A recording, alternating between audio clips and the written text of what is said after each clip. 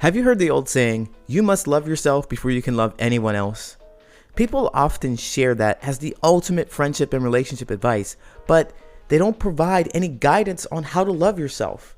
It just leaves us feeling either defensive, like it was only our fault that our relationships and friendships failed, or it leaves us with more questions and answers. How do I love myself? What are the steps? Where do I get started? That's why I want to invite you to a 3-day virtual conference, Love Yourself First, How to Develop Supportive Friendships and Meaningful Relationships. For 3 days from February 10th to the 12th, join me and 5 other amazing coaches, experts, and professionals for this empowerment event.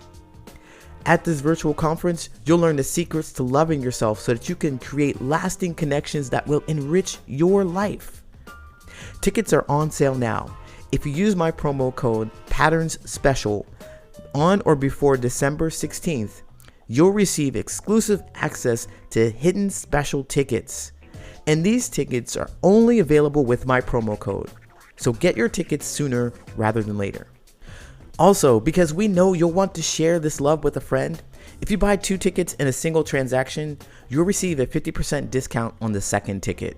That's right, you'll receive half off the second ticket. So if your friendships and relationships are missing the joy, affection, and genuine conversation that you deeply desire, then you need to get your tickets for this 3-day Love Yourself First conference. Reserve your space by going to alwaysloveyourselffirst.eventbrite.com. And don't forget to use the promo code PATTERNSSPECIAL. Once again, get your tickets at alwaysloveyourselffirst.eventbrite.com and use promo code PATTERNSSPECIAL before December 16th to get your special promo tickets. I'll see you there.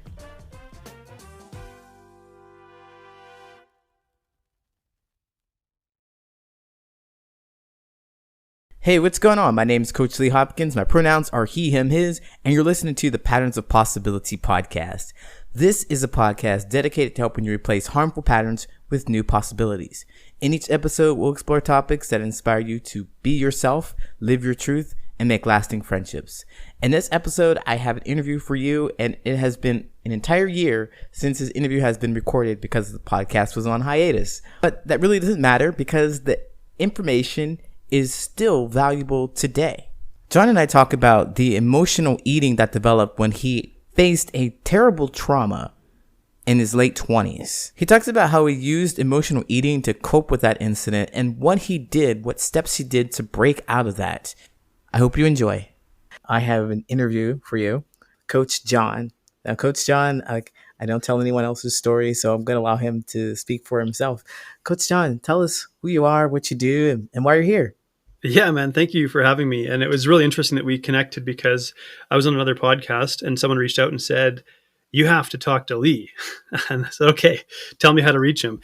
And I did. And, just before we started recording here, we just had a bit of a conversation. It's clear that there's a really, really cool connection because I think there's probably a lot of very similar things that we do in the work that we do. So it's a genuine pleasure to be here.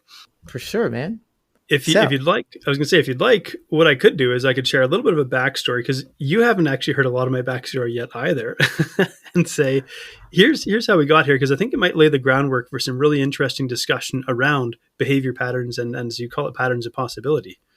Yeah, absolutely. Yeah, tell us about who you are. I'm interested.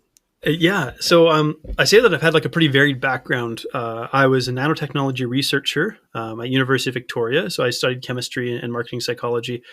I left that and got into the Navy, became an engineer.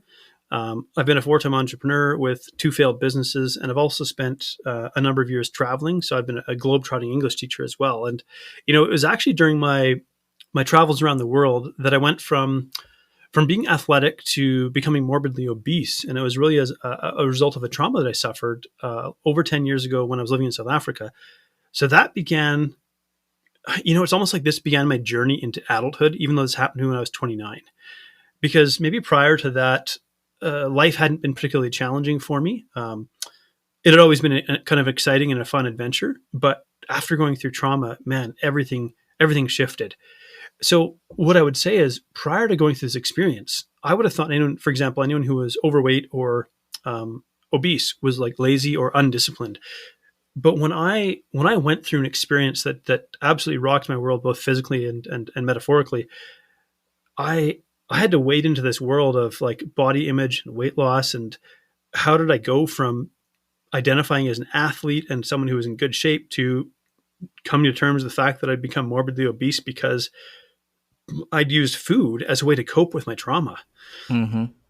And so it took a lot of struggle, a lot of failed coaching efforts. And that's not to speak down about the coaches I worked with, but it was a wrong fit for where I was before I finally had a coach who shone a light on really the glaring problem that was staring back at me.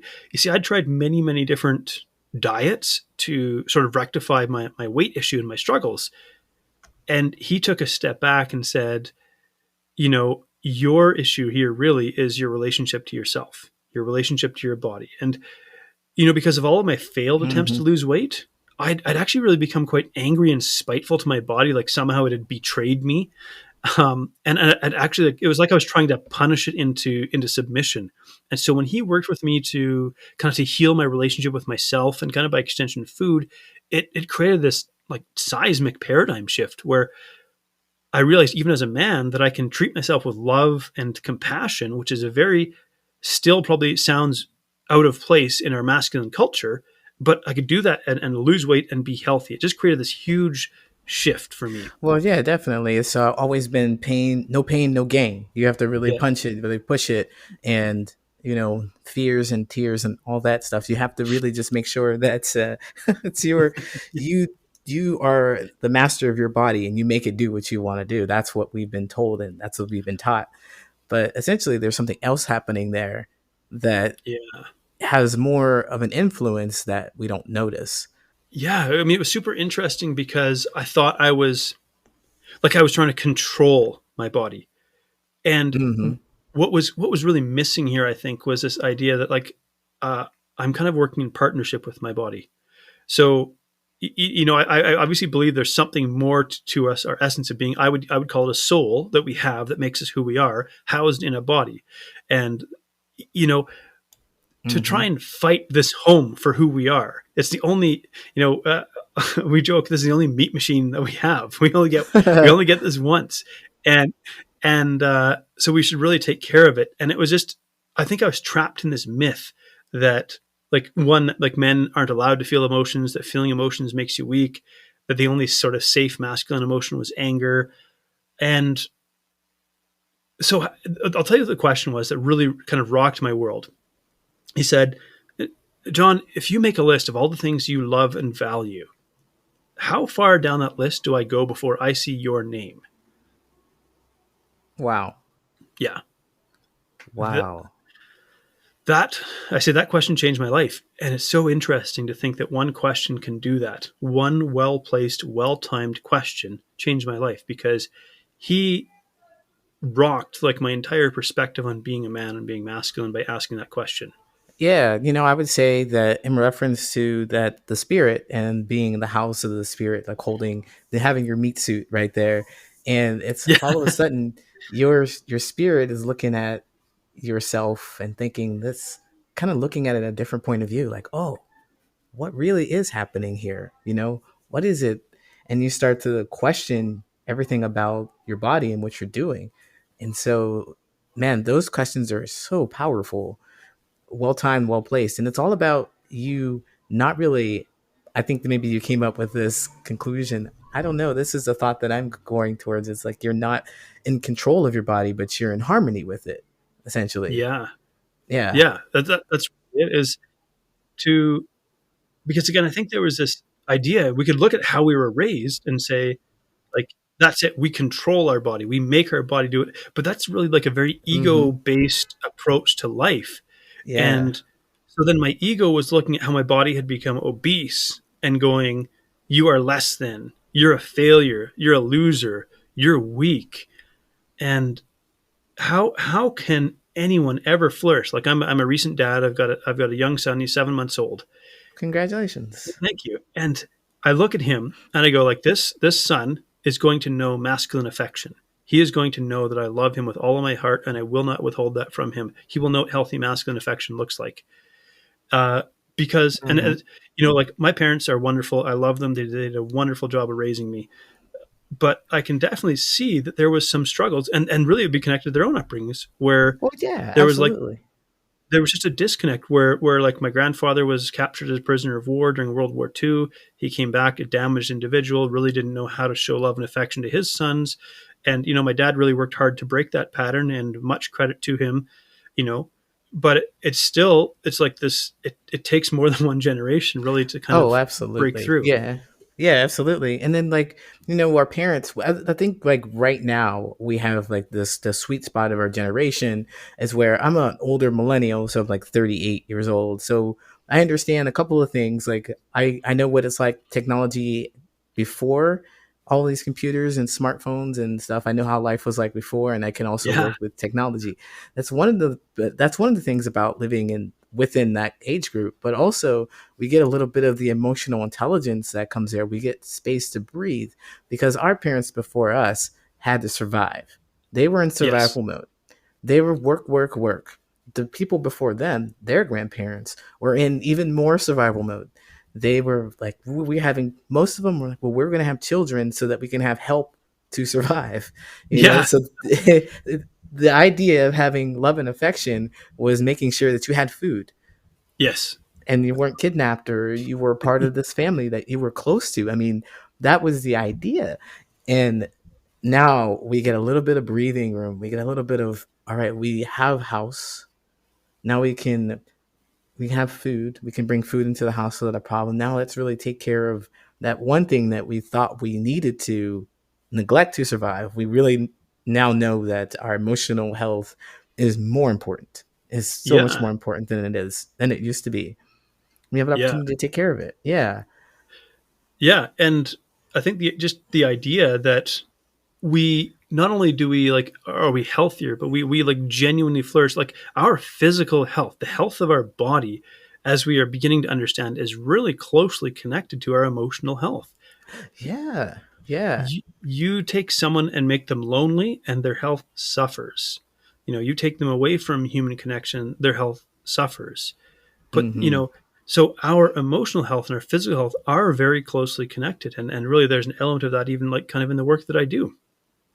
Absolutely. So then, how did you get into working those? So I understand that you had some traumatic events happen. You had Yeah. some really high ups and really high lows, and you Yeah. went through some Yeah. experiences. Yeah, and you can share more or as Mm. much of that as you want, or a few of it or less of that as you want. But I wondered, how did that affect you in how you like decided that you were going to make a change? Well, it might be helpful to lay a bit of groundwork, a little bit of backstory to say how did I get to that place.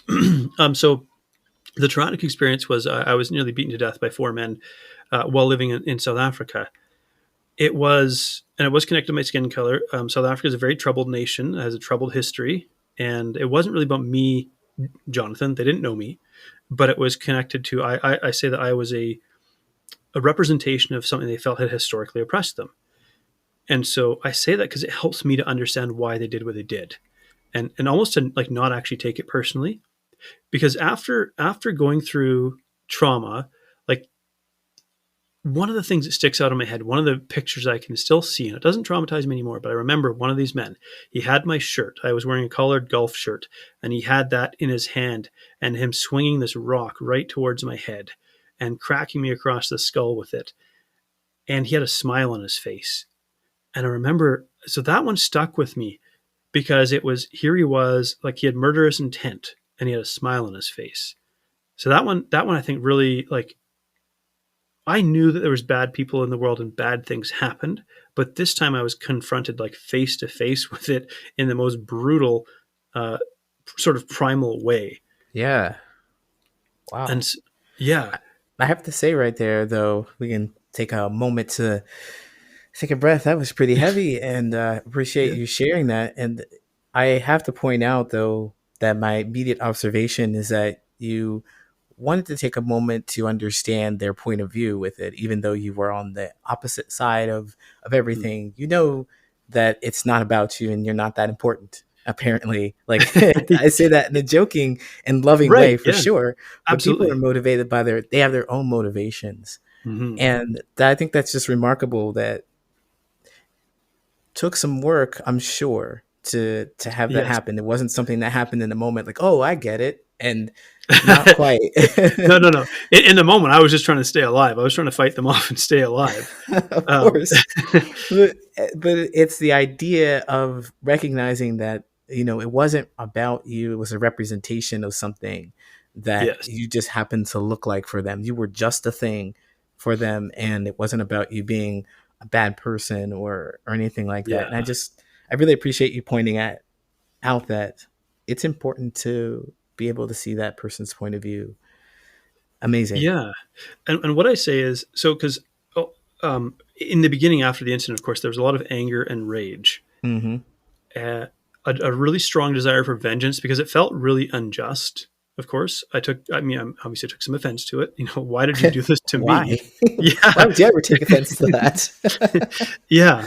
And I will say to anybody listening, like it sounds like I'm talking lightly about it, and I can because I've done the work and I've come to the place of compassion and gratitude for what happened to me.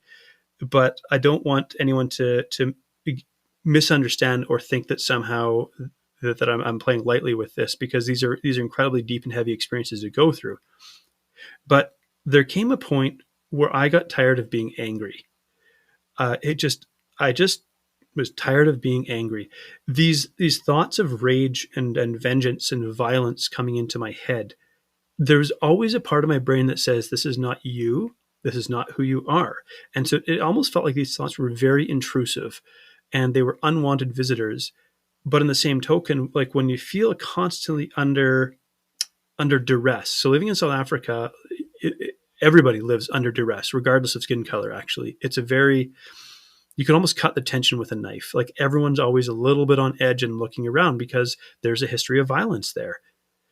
Well, at a certain point in time, you got one or two choices. You either leave, this can kind of swallow you up. And I made the decision. My wife and I made the decision to leave South Africa because we had the option of doing that. Um, then kind of started the process of psychologically decompressing, processing what happened. And ultimately, I came to this place where I decided that I wanted to forgive these men for what they did. And that that was the first part of me beginning to set myself free from the trauma of the experience. So, and I want to say, like, Mm, forgiveness was not about absolving them. It wasn't, but it was about me letting go of any desire for vengeance or punishment or revenge and setting myself free so that when I thought about it, I no longer felt anger. Like basically, my soul wasn't being poisoned by thoughts of anger and murder and violence and things like that in retribution. And so I could live my life more freely again. yes, absolutely. I'm over here just nodding away, like, yes, this is it. This is it. This will allow you. That's the work. That is the work that Yeah. it really helped you get through it. And I appreciate you pointing it out. It's not easy. It's not something that you just kind of flip the switch on. There's a lot of Yeah. things, a lot of components, time and effort, energy you put into it as well. Maybe it'd be helpful to kind of because I started to reflect on this and try and understand because I think I did the process a little bit without a lot of self awareness in the beginning. I just knew that I wanted to forgive them. And so some people might ask, well, how do you forgive someone who would probably do the same thing again if they saw me again? And it started with I had to ask the question, what must have happened in their life that got them to the place where they thought this was an appropriate and even desirable course of action? Because I don't believe we're born like angry, violent, racist people. I don't like, and you Right. call me naive, Right. but I don't believe that's a part of our human condition. We start out, we will recognize differences in between each other, of course, but so something must have happened to them. And so in thinking about that, and the simple phrase "hurt people hurt people," Mm-hmm. so I said, I wonder what must have happened to these people that brought them to this place. And I don't know what it is, but every time I would think about the incident and the anger would start to come up in me, I would counter it with a sense of compassion. I would say, let me take one step back and say, what happened to them? what got them here. And by kind of going through this process over and over again, piece by piece, bit by bit, the brick wall started to come down. And so that's why I say it was like, yes, I made the decision to forgive, but it didn't mean that from that day forward I was at peace. It meant that I began the process of forgiveness. Right, right. Because it is a process and it is something that you must continue to do because you will have those thoughts. You may have them and continue to have them for many periods of time. And I just think it's remarkable that you make that effort to understand their point of view. That's all I talk about essentially is understanding someone else's point of view. I believe that when you demonstrate that you understand someone, you create a connection, and that is what I think is a close. That is what I call love, right there. When you really understand them as people, and so I think that it just goes along this idea that I have is that this forgiveness that you have, you can essentially embody their experience. You know who they are, and you essentially become them through their experience. And when you're looking at them, it's like you understand what happened. It's a forgiveness of yourself essentially too, because you get a little closer to who they are and what Yeah. they've been through, and you can understand it. And therefore, I think it would give you a more um, a different way to look at other people as well, because it'll be easier to understand these little things that people might do to upset you throughout the day, not even really knowing that they might do Yeah. that, but little things that might trigger you throughout the day. And you're just at peace with yourself because you know, I understand your experience. I can relate to that. And Yeah. you have your sense of peace right there with it. And so hearing you say that and describe it in this way, it really makes a whole lot of sense to me. And it's like one of those patterns that I think is worth taking a look at as far as when people say what is forgiveness. And forgiveness is, I think, essentially understanding where they're coming from, and not harboring hate for them because you understand, you can connect to that. And Yeah. yeah. I, I kind of wonder, I feel like hatred was poisoning my soul. So it wasn't, Hmm. um, and it's not an exact quote, but I think you could say, or I'm basically bastardizing a quote, but holding hatred in your heart towards another person is like drinking poison and trying to hurt them. And I think that really made it clear for me. You Hmm. mentioned you mentioned one other thing that was kind of interesting, and that was forgiving yourself. And I had to actually forgive myself too in this incident because, and people say, well, why is that? Because I actually felt a sense of guilt for even having thoughts of anger, violence, retribution, vengeance, and so on. These thoughts were coming into my head. Hmm. I I'm ex-military. I I know how Oh, to. Yeah, yeah. Okay. I, Yeah. I That. had I had thoughts in my head about setting traps in the home that we were living in South Africa and basically baiting people to break in so that I could carry out retribution. Yeah, Hmm. Yeah. And that totally makes yeah, sense. I mean, that for me, in my mind, that is a perfectly logical reaction to what happened based on the skill set that you have and things that you can imagine. But it's like, no, you don't want to do that. no. That's where you came The to. Well, the Yeah. thought, so the truth is, the thought of like hurting another human being like causes hurt in my heart. So Hmm. I am by nature an empath, which is really interesting because for a long time I believe that I didn't understand that. So I didn't understand, for example, as a child, I would have temper tantrums, these huge like emotional outbursts. And looking back, I would call that like a pressure relief, like a pressure relief valve, essentially. These emotions would build up to this point where finally they had to go somewhere and it came out in the form of a temper tantrum.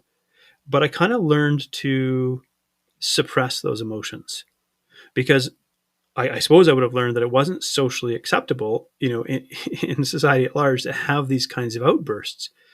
But instead of learning how to process the emotions or process them and work through them, I learned how to suppress them and hide them. And, I remember early on in my marriage, my wife would kind of tease me a little bit and call me the Tin Man. was, yeah, it was an astute observation that there's more than meets the eye, but it was being hidden. Hmm. So how? I'm so curious about how did that change for you? So was it that experience that we just described where most of it started to change? Because you said you started with not so much awareness, self awareness. Yeah, it definitely did. There was another challenging part of it though, because I did turn to food to also numb and deal with the emotions that felt too big for me in the moment. And you know, I look back and I think if I was to try and say something to myself like that was 8 or 9 years younger, I would say you have the capacity to deal with these emotions, to work through them. You are strong enough to do this. Mm-hmm. I turned to food, where in many cases people would often turn to drugs or to alcohol. And for me, I turned to food because it was a little more socially acceptable. And maybe even I wasn't entirely aware that this is what I was doing, but there became a point in time where I was like, this pattern of behavior is hurting me, Mm-hmm. where this compulsive eating. And so I managed to heal my relationship with those who'd done me harm, but I still had this really tenuous relationship with myself because now I was like, what have I done to myself? Okay, so then yeah, you talked about like having to forgive yourself, and so we're talking about several different relationships here when it or forgiveness, you and yourself, Yeah. and so how did that? I mean, there's it seems like there would be an order of operation for Yeah. that. How did Yeah. that work for you? That's a funny way of putting it. I love that. I'm thinking bed math, from math class. Brackets, exponents, Please. division, multiplication, addition, subtraction. That's going back to high school there. Yeah. So the first step is actually becoming aware of the behavior pattern, becoming aware that it exists. And for me, my wife tried to, as kindly as possible, point this out to me. And I at first rejected it because I treated this as, I think my ego didn't like it. I was like, you are shining a light on a really painful part of my existence right now. And I don't like that. And Yeah. so I would, because I knew that I was obese and I didn't want to acknowledge it because I used to be an athlete and I had trouble reconciling who I presently was with who I used to be. So Mm-hmm. I think the next step for me was to grieve and let go of who I used to be and recognize that that person wasn't coming back. Grieving. That's super Yeah. interesting. And so I had not thought about grieving who you were, because we do spend a lot of time trying to relive our glory days or to be the person we were before, have the life we thought we had before, reminisce and so forth. And there's a process to actually let that go. It's a type of metaphorical death, actually. And it might sound a little bit extreme to use those terms to someone who's not accustomed to sort of speaking in this way, but I had to, in a sense, put to death this idea of who I used to be and recognize that that person was not coming back. When I finally made peace with that, I think the next step for me was to then acknowledge in the most compassionate way I could, here is where I presently am. And I've done the best with the tools I presently have. And that's really, I'm calling it like that's the essence of compassion for me. Yes. Yes, that is absolutely amazing. It's like all about what you have in front of you and stopping the shame of thinking that you can be something that wasn't before. It's like so that's how you started your journey. Yeah. Uh, Yeah. Well, and then so that got me to this place where this coach asked me that question, mm, because I'd a couple months earlier, I'd had to have like this insurance like health assessment to determine like my physical health and risk factors for for some additional life insurance. And to have a rider put on the policy because I was at higher risk of death earlier because I was obese, had high blood pressure. Um, yeah, that was a real wake up call that it's like you were at risk of dying younger, therefore your policy is more expensive. That was kind of a cold slap in the face, that something did need to change. And so then when yeah, this absolutely. Yeah, They're well, gonna it's, take away. They're gonna take away money from you, like more money from you, like so you'll have a. You won't be able to. You won't be able to enjoy your life anymore because you don't have as much money as you would if you just, paid a lower yeah. premium price. That was supposed to be a joke, but all Yeah. right. It's all good. So that was because I've lost over 100 pounds. And very often the question is, well, how did you do that? And I can appreciate the question because what we're kind of looking for is, can you give me the Google answer? Can you give me the simple answer? And I go, well, one, like you really can't replicate what I did because you're in a different set of shoes. But we can, I would, and people ask, well, how long did it take? And I'll say it took 6 years. Well, why did it take so long? I will say, if I knew then what I know now, it would not take 6 years. It would take a much shorter period of time. But there's a very there's a very big difference between like losing weight and transforming yourself. We could tie you to a tree and just feed you bread and water and you're going to lose weight. But if we don't address what's happening in the brain, if we don't address what's happening with your emotions, your mindset, your sense of identity, who you see yourself to be as a person, you're going to keep going back to that. You're going to keep sabotaging yourself to bring yourself back to this old identity because there's a fear of the unknown. So change kind of involves two unsettling steps. One is stepping away from the familiar. So, stepping away from who you know yourself to be as your present identity and becoming a new person. The second half of that equation is stepping into the unknown. In my attempt to become this new person, I don't know what lies ahead, and I don't know if I have the skills to handle it. Wow, that was a whole lot of fear.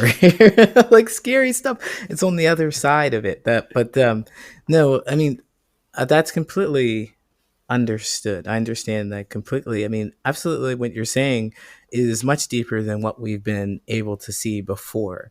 It's all about you being not breaking old habits, but becoming a new person, more looking like who am I going to embody and be rather than finding things that didn't work before, kind of leaning in towards something instead of running away from the thing, Yeah. something like that.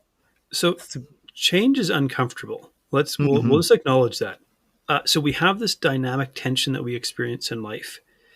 So we have a primal nervous system that wants to keep us safe, and it wants to keep us safe by keeping us comfortable, warm, fed, and avoiding pain. So there's this primal urge. Now, within us, though, we have a soul that is seeking growth and development and connection and transformation. And so we experience this sort of tension between these two forces pulling against each other. Do I want to stay comfortable and feel safe, or do I want to realize sort of the actualization of my potential by being willing to go through this transformation? And I'll say it's a lot easier to do when you have somebody by your side. Oh yeah, absolutely. Definitely someone to help you with a voice in your head, like just tell you Yeah, continue, keep going. Because when well, let's say you're just programmed to never done this before, and if it gets uncomfortable and you get to that point where you're between those two poles and you're like, oh, it's getting difficult, is it worth it? Maybe I just want to sit back down. Having yeah, someone push you a little more or remind you, this is what you wanted, don't you still yeah, want this is what you want, and I can help you get to it. And so that's what you do as a coach, right? yeah. There's another part to that. So you get into this process and you go, "This feels really uncomfortable. Am I doing this right?" Like, Yeah, it's like really in the simplest sense, is it supposed to be like this? Because we've been sold a comforting lie, and that is that transformation should be fast and easy. And the truth yeah, is, it takes time and it's going to challenge you. That's what produces growth. But this is why there's still basically a market out there selling people quick fixes, because there's an element of us that we like the comforting lie that there's a fast and easy and painless way to grow and create change in our life, when in truth it's actually really difficult. And I think there's kind of another element to this. So if we look biologically speaking, human beings, if we make ourselves, like when we go into the process of transformation, we become vulnerable because we're stepping away from the security of the known And our primal brain goes, I don't like that. I feel unsafe. If we do this alone, we're very likely to retreat and self sabotage back into the familiarity of our old self. But when we are connected to another human being who is a source of, in a sense, strength and protection, even though you might not see it like that, it is now safe to become vulnerable and go through this process of change because someone is there with you, protecting you and guiding you. And that's why the coaching process is so powerful. I'm taken aback by that, and I really feel the spirit of it as something that is just genuinely wholesome, and that's why we're so wired for this connection, is because together we can do a lot more than just by ourselves, and it's specifically because we're wired to feel protected in these moments where we need to grow and feel vulnerable. We can feel safe doing that, and Yeah. therefore connect and move further faster. The next really cool component of this is what I call wrestling with your demons in the light. So Okay. in the process of trying to create change and transformation, like I say that awareness is the first step to change, and maybe more importantly, compassionate awareness, because you have to become aware of exactly where you're at, and what's going to come into the light is your flaws, your failures, your weaknesses, the things that make you human. And it's going to be uncomfortable to see those things. But if you can bring your struggles and wrestle with it in the light instead of hiding them in the darkness of shame, you can now move through them and put them behind you. Shame, I believe, comes from this good and bad value, and getting rid of shame, like being able to see all of who you are, will allow you to do the work that you need. So then that gives you the ability to hear the words like, all right, you didn't reach your goal. That's okay. You can still try again tomorrow. You can still work hard. It's not the end. You have failed many times before. You just hadn't noticed because it was covered up in shame. But look, you made it to where you are now. It's all very inspiring, and I think very connecting things, a new Yeah. pattern to recognize and create when you're with another person, essentially. Well, what's really powerful is to understand that so much of our behavior takes place at the subconscious or the unconscious level. And this is why I use the phrasing that awareness is really the first step to change. We have to bring that pattern of behavior into our conscious awareness where we can then assess it, assess its effects on our life, and if it's a pattern we want to break free from. So I have like a little analogy I like to give because people might ask, well, how do I change a belief? Because the way that our powerful primal brain works is it will seek to reinforce our sense of identity about ourselves. So, for example, when I was obese, I sort of created this identity of the jolly fat guy. Now, my behavior around food was really connected to acting in congruence with being the jolly fat guy. Hey, we got a few extra ribs left over. John, do you want to finish them up? Hey, you know what? There's one more burger patty. You want to eat that? And so people, knowing they could kind of get a quick win with my friendship by offering me to clean Mm. up whatever was left of the food. So I was acting in congruence with this identity of the jolly fat guy. So I share that to say, um, when we recognize sort of the identity we've adopted, our behaviors kind of start to make sense. And when we find ourselves struggling against change, we go, am I pulling myself back into this old identity because I'm afraid of letting go of this person? Because the truth is, there are some elements of the jolly fat guy that were good. It's not like this was entirely, I was leaving behind an entirely bad thing. When we realize that, we go, okay, this is why it's going to be hard to leave this behind. There were elements of being the jolly fat guy that were good. I had Hmm. social acceptance, social recognition. People liked me because I was fun to be around. I could eat whatever I want, kind of without restriction or things like that. So there were elements Hmm. of that it was never cold in the winter because I had plenty of insulation, things like that. So if we're going to change, we ultimately need what I call an emotionally compelling reason. And so when we think about change, here's kind of the process I see taking place. So our mind subconsciously looks at where we're at, and then we'll start to visualize when I achieve this change, here is how I will feel ultimately. Not just here's how I'll look, but here's how I will feel when I accomplish that change. Now, our brain will start to give us dopamine. That's that neurotransmitter that makes us feel good. It's a pleasure neurotransmitter. That surge in dopamine actually gives us the push to get over our first fear of change. I want this more than I want to remain the same. But after a period of time, that dopamine is going to die off. We're going to confuse that with a loss of motivation. But really, what it was, that initial surge in dopamine, that excitement over starting in something new, was to get us over our fear of change. So now that we're past that first part, how do we keep going when our brain's telling us, you know what, it'd be easier to go back? So we need something to pull us or compel us emotionally. And I'll give you an example in my life of what keeps me moving forward. So I'm also an older millennial. I'm 39, and I have a 7-month-old son. This kid has limbs that don't stop moving. Like even in his sleep, he's thrashing around in his crib, right? Even in the womb, he was doing 120 kicks a minute. Like it Wow. was, yeah, my wife had a hard time sleeping because this little man just did not stop moving.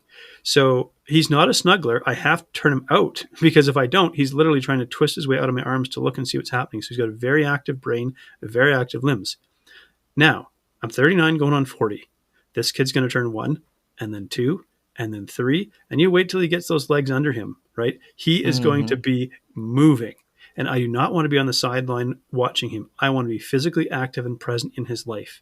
I want to be on the floor playing with him. I want to wrestle with him. I want to run with him. And so when I look at that big bag of chips, for example, and go, oh man, I could just eat that entire thing. I look at my son and I go, I want to be in his life. And I want that more than I want that bag of chips. Yes. Yeah. Exactly. There's something out there that is just a little more important than the impulse that you might have right in front of you Yeah. that impacts your long-term goal. I like this the emotionally compelling reason. And as a coach, how do you get people to recognize their emotionally compelling reason? Because if they're coming to you and you help them with their diet, but it's more about what's happening with the relationship with themselves. So Yeah. how do you help get that compelling reason? It's a bit of a process. So I give the analogy like I meet people where they're at. I meet them at the ground floor. So I look at where I'm at in my journey, in my experience, in my expertise, and so on. And I could say maybe that's like being on the 10th floor. If I try to shout at them from the 10th floor and go, it's so great up here, you should come up here. You imagine people at the ground level, there's so much noise, they can't really hear you. They might see you waving your arms, but they can't hear anything you're saying because I'm Mm-hmm. not communicating at their level. So I actually have to come back and communicate at the level of the ground floor, meet them where they're at. Now, once we begin working together and I earn their trust, we can now start to move through the levels or through the next stages. Because again, it feels really vulnerable to speak out loud what you truly want. It's Yeah. I I have this picture in my head. I like to say that we live in a cage of our own construction. And I picture one of those old school, circus cages with like a lion trapped in there, and it's got those big steel bars all around it. Mm-hmm. And every one of those steel bars kind of represents this belief about yourself. And so we've kind of constructed this. Maybe people told us how we should be, and in order to fit in, we accepted that as true. And so now we've built this little cage around ourselves, and it actually feels safe to be in this cage. We have all these bars around us protecting us. When we're going to transform, it's like I come to that cage door and I open it and I say, there's a pair of shoes waiting for you if you'll step out and step into these shoes. Well, if you've been in that cage for many, many years and that's where you feel safe, of course, it feels very daunting to step out of the safety of your cage. That's the safety of your beliefs and your current sense of identity. And Mm-hmm. so this is why people resist. So if I can make them feel safe and say, okay, let's talk about what you really want from your life. Let's actually talk about the reality that you only get one kick at this. You don't get two, you get one. Let's talk about what you really want to do here. And it's like, oh my gosh, this is frightening to actually lift our head out of the sand, to step out of that cage and go, I get one kick at this. But if you can create this space where it Mm. feels safe to be vulnerable in that moment, now we can really talk about why we want to do this. Wow. That is remarkable. Yeah, so it's definitely not a quick, easy fix. No. It's not right there. Just that is probably the most difficult part, is just showing them that this space is absolutely safe and comfortable for you. Take a few steps forward. I can imagine that the transformation that your clients received or is something that they stick with. It's not something that just happens for 30 days and they're done. It's something No. that, well, they have that emotional, compelling reason. So they'll continue on and continue on. And I think that's just remarkable. The goal when I work with somebody is not really weight loss. Like, yes, it is. So I like to say that side effects may include weight loss. So people come to me because they want to lose weight, right? And hey, Yeah. I get it, and that's actually a good thing because we do have a crisis of obesity and overweight in our society, and it is negatively affecting our health very badly. It's costing our healthcare system a lot. So there's this real crisis, but for many people, there's no good reason to change it until they get that diagnosis of you're going to die if you don't change this. That's most people's emotionally compelling reason, and Hmm. it's a tragedy that we get to the place where we get this news that, like, if you don't change this, you're going to die in 5 years or less. Okay, well, now that lights a fire because I want to stay alive. That's my emotionally compelling reason. But the truth is, weight loss, like I said, is relatively, I want to say simple because it's not necessarily easy, but it's relatively simple to accomplish. But to transform yourself in such a way that the weight loss becomes permanent because you are permanently changed. You have a new identity. You become a new and improved version of yourself. We've reverse engineered your healthy lifestyle. We've adopted these patterns of behavior. We've built these habits into your life. So now this becomes your default, um, basically default operating system. So you're no longer operating on the old identity model where it's like, I'm the scared fat person who eats food because I'm too scared. Now you're the confident person who's like, I Hmm. love this new life. That's when the results stick. So you are definitely a coach for emotional health, but also, let's say the side effect part, you do know a bit about nutrition and so forth. And so that's why I some of the do, side yeah. effects, that's why some of the side effects might include weight loss. Can you tell us a little bit about the nutrition part of it? Yeah, of course. Because some people hear this and go, "Oh my gosh, I'm scared of even talking to this guy because he's gonna look right into my soul." I don't think I'm like, hey, you know what? I'm also just an ordinary dude who has like a lot of self insight and self awareness. I love board games, so I just say that to kind of diffuse it a little bit. Like, not every conversation is with my clients is going to be this powerful and heavy, right? But like the fundamental behaviors around being healthy are not overly complex. We've had it packaged and sold to us in a complex way because the world of marketing, we kind of need to repackage and resell it differently every time because our brains like novelty. But the truth is, like, every diet that comes out that's promising, well, this is the newer, quicker, faster, better way, I'm like, our biology is the same. Essentially, we want to get our nutrition on point, and that's going to probably involve Mm. like eating lots of plant food, lots of colorful plant food, in its whole form, lean protein, uh, quality carbohydrates, minimal junk food, getting sufficient sleep, practicing active stress management, not just watching Netflix, but actually breathing exercises to bring your stress levels down, and having a deliberate activity practice every single day. These are basically the fundamentals. The question is, how do we shape this for you, the individual?